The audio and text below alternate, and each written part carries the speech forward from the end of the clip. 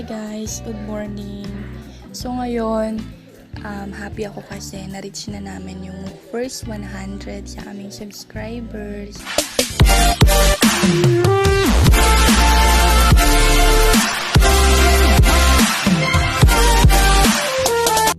so much guys. So first 100 pa lang yung masaya na ako. How much more kaya pag 1,000? Anyways, so since naka 100 na tayo, pwede na tayong magpalit ng URL ng ating YouTube channel. So paano nga ba yon?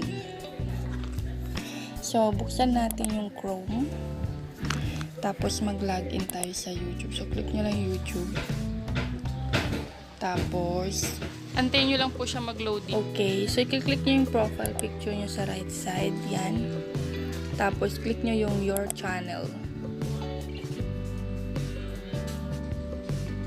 And then, dapat ganito yung screen na magpapakita sa inyong screen.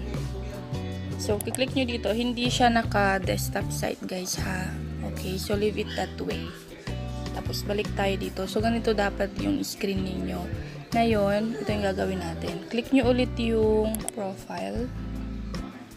Tapos, click nyo yung settings. Yan. So, ganito yung lalabas.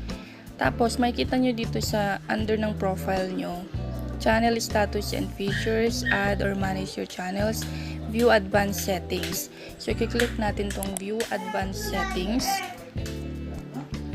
Tapos, yun ito yung magpapakita. Makikita nyo dito sa baba, custom URL. So, sabi dito, you're eligible for a custom URL. Claim it here. So, sabi ko nga sa inyo guys, once maka 100 subscribers na kayo, pwede nyo nang ma-claim yung custom URL nyo. So, i-click natin to. Tapos, yan yung lalabas. So, meron na kayong options dito na binibigay si YouTube. Or, pwede nyo rin pong dagdagan para mas lalong maging unique yung inyong URL. Pero since KCD Family yung name ng ating channel, yun na rin yung susundin ko. Okay, and make sure na dapat unique yung inyong URL para sa ganun wala kayong kaparehas.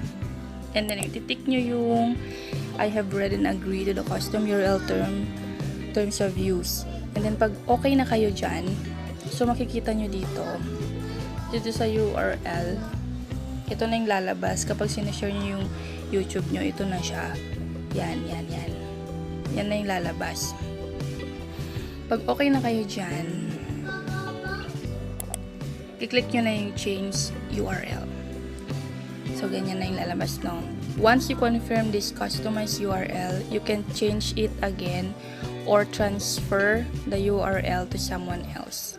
So, pag sure na kayo, saka nyo pala i-confirm. Pag hindi pa, huwag nyo muna i-confirm kasi once lang tayo makakapag-change ng URL sa ating YouTube. So, i-confirm ko na siya.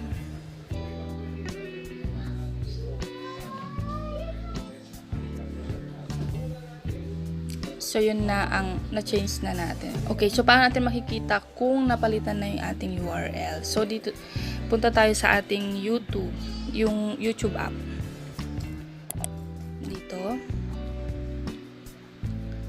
Tapos, click nyo yung profile nyo sa taas. Yan. Tapos, punta kayo sa channel. Tapos, click natin tong tatlong dot sa taas. Tapos, share natin. Copy URL. So, copy-paste natin dito sa Chrome. So, mag-open tayo ng panibagong tab.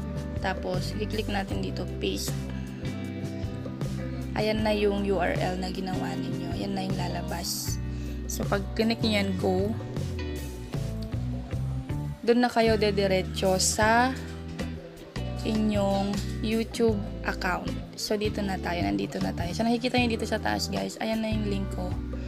So, yan na yung link ng inyong channel. Or ng aming channel pala. Ayan na. So, napalitan na siya successfully. Ganun lang, guys. Sobrang simple. Sana nagustuhan nyo at sana very informative sa inyo itong video na to.